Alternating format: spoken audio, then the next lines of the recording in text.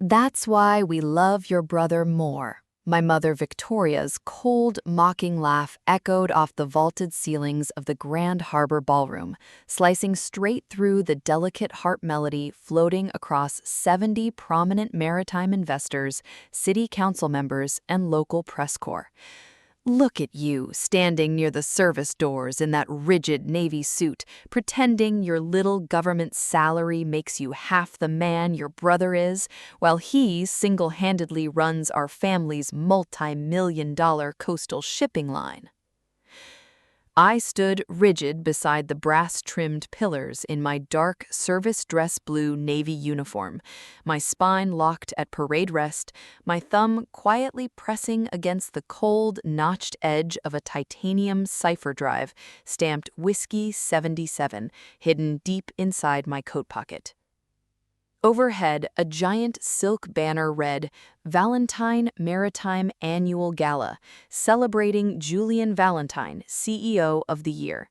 Standing beside my mother on the flower-decked stage was my younger brother, Julian, swirling a glass of crystal champagne, his tailor-made Italian suit immaculate, casting a smug, triumphant grin across the ballroom floor. Standing right behind him was my former fiancé, Brandon, wearing a platinum anchor tie clip, an heirloom my late father, Captain David Valentine, had personally promised to me before my final deployment overseas. "Mother, stop this theatrical circus," I said, keeping my voice dead flat, using the precise, low-frequency tone I had honed during 3 years as Lieutenant Commander Helena Valentine, Chief Logistics Intelligence Specialist for Naval Special Warfare Group 2. "You sent an encrypted emergency summons to my naval base at 0500 hours, stating Dad's estate executor required an immediate physical biometric verification to maintain his Maritime Foundation's tax exemption. I sent that urgent message because it was the only way to drag a cold, heartless leech out of her barracks," Victoria shouted into the wireless podium microphone, her emerald necklace flashing beneath the crystal chandeliers as a wave of malicious laughter rippled through her inner circle. "I wanted every municipal leader and port authority director in this state to see what an arrogant disappointment looks like. You spent 9 years running away to military ships, while Julian worked 80 hours a week to salvage your father's failing commercial fleet. Meanwhile, you refused to contribute a single dollar from your officer salary to support your father's specialized palliative care." Brandon took 2 steps toward the front of the stage, taking the wireless microphone from Victoria's gloved hand and adopting an expression of practiced, mournful pity that made the blood in my veins turn to liquid ice. "It breaks my heart to say this, Helena," Brandon announced to the quiet, staring crowd. "Your emotional detachment and military paranoia ruined our relationship. Julian stepped up when you abandoned your family duties. He belongs in the corner office.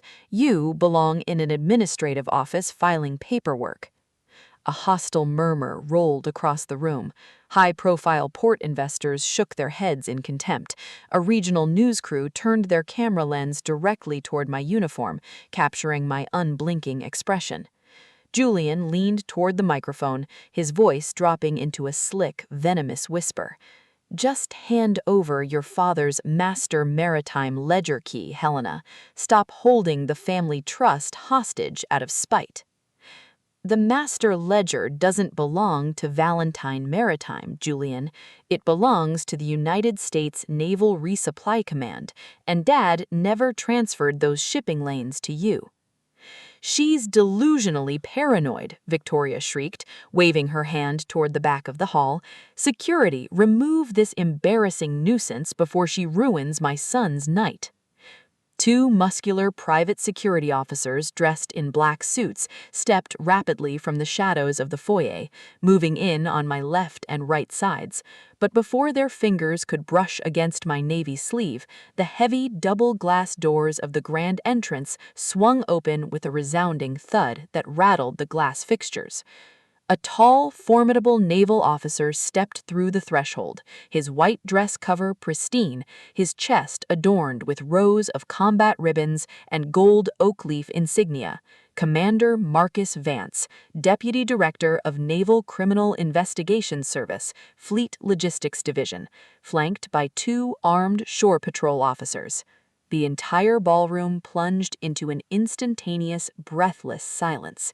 The two private security guards stopped dead in their tracks, their eyes wide as they recognized the silver stars shining on Vance's collar.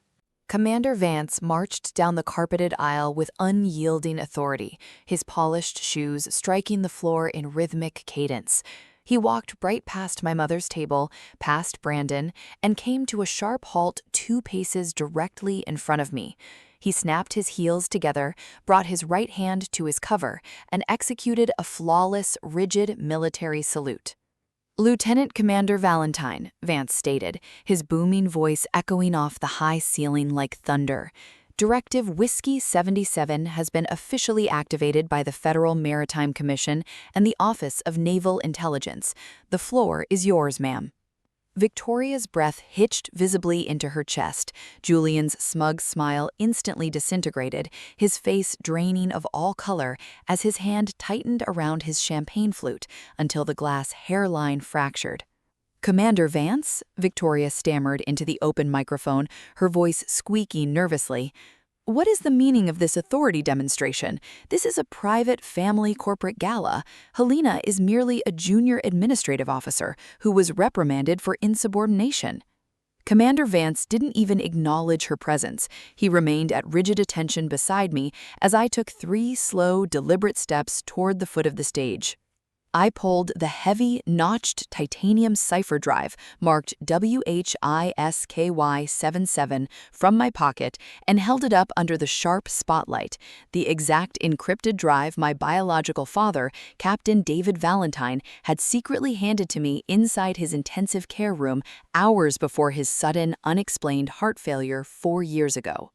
8 years ago, I began, my voice projecting across the silent hall with absolute clarity. My mother and brother informed me that Valentine Maritime was facing total financial liquidation, that Dad's specialized neuro-rehabilitation costs were $60,000 a month, and that if I didn't sign over my military power of attorney to Brandon, Dad would be removed from his life support infrastructure. "Don't listen to her crazy lies," Julian yelled, stepping to the edge of the stage, a bead of cold sweat running down his temple. "She's fabricating stories. She was overseas. She knows nothing about our corporate accounting." "I signed the military power of attorney," I continued, completely ignoring Julian's panic as the crowd watched with growing fascination. "And for 96 consecutive months, $20,000 a month was automatically debited from my combat deployment pay, my flight hazard bonuses, and my officer pension trust.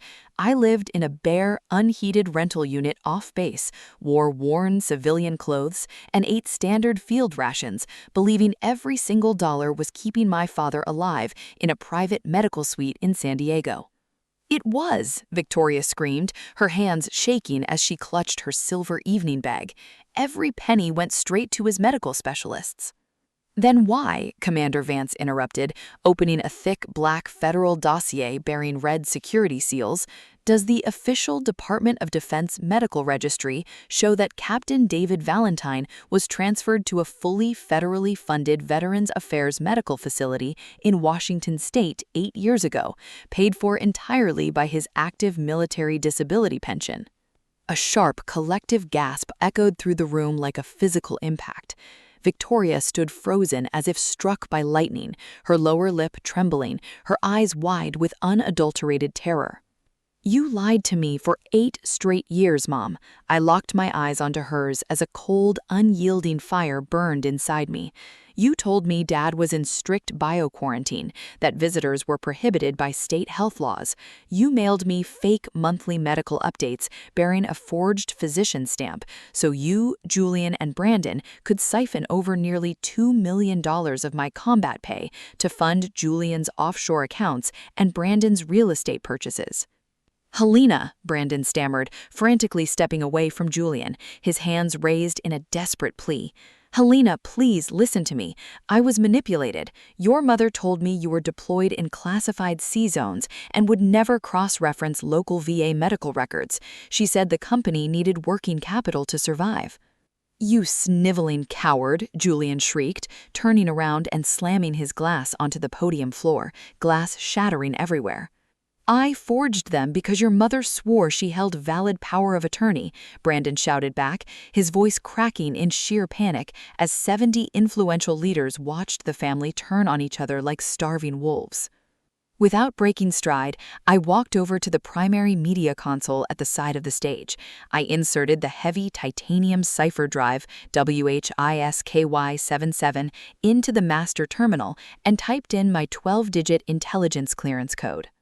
The giant silk banner honoring Julian instantly detached and plummeted to the floor, exposing a floor-to-ceiling digital LED screen that flickered to life. Instead of corporate marketing videos, the screen displayed a real-time federal audit ledger from the Naval Criminal Investigative Service, featuring banking transaction paths, red federal flags, and decrypted electronic signatures. Source account: LTCDR H. Valentine, Combat Hazard/Disability Trust.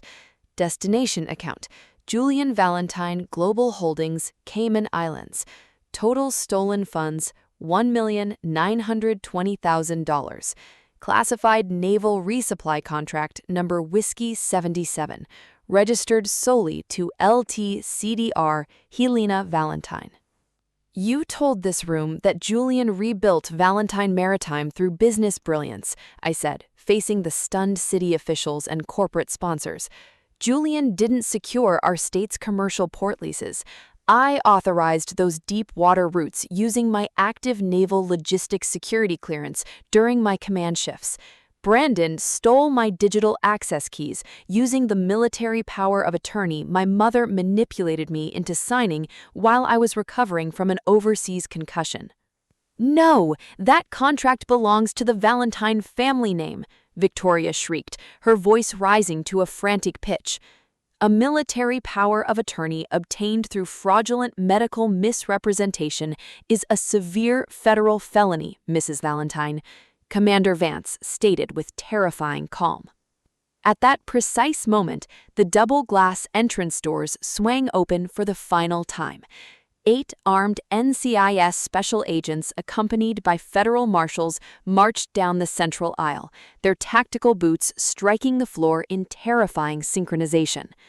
The lead NCIS agent walked straight up the stage steps, stopping directly between my mother, my brother, and my former fiancé. Victoria Valentine, Julian Valentine, Brandon Mercer, you are under arrest for multi-year federal wire fraud, military pension embezzlement, corporate identity theft, and unauthorized exploitation of classified naval defense logistics licenses. Get your hands off me, Julian screamed, as an agent pulled his arms behind his back, the heavy click-click of steel handcuffs echoing through the silent room. Do you know who I am?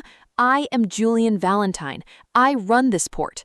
Your port operating license, the agent replied coldly, was revoked 2 hours ago following Lieutenant Commander Valentine's submission of sworn federal affidavits and forensic financial ledgers.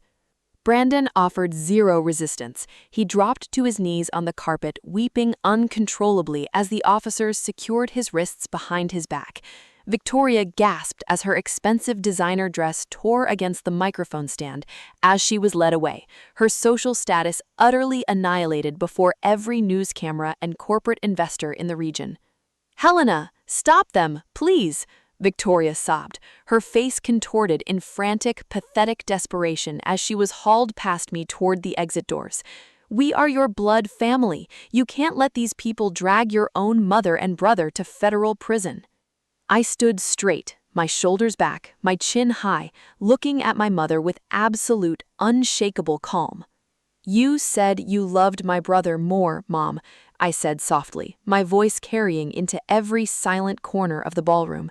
"And now you can share a federal defense indictment with him." As the federal marshals escorted Victoria, Julian, and Brandon down the central aisle past a crowd of horrified investors who were already canceling their corporate contracts, Commander Vance and the Shore Patrol officers stepped up beside me. They didn't offer empty words. They simply brought their heels together and rendered a synchronized, silent salute of profound military respect. Slowly, every port director, city council member, and veteran in the room stood up from their tables, breaking into a thunderous, rising standing ovation that echoed off the high glass ceilings, honoring the true officer who had stood her ground against absolute corruption.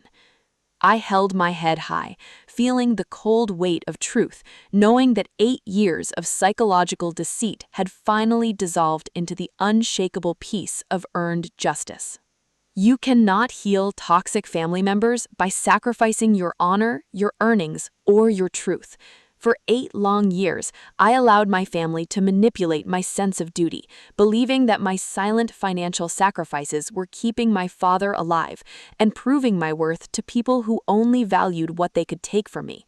I let them insult my naval service, belittle my achievements, and steal my combat pay because I foolishly believed that keeping the peace was worth any personal cost.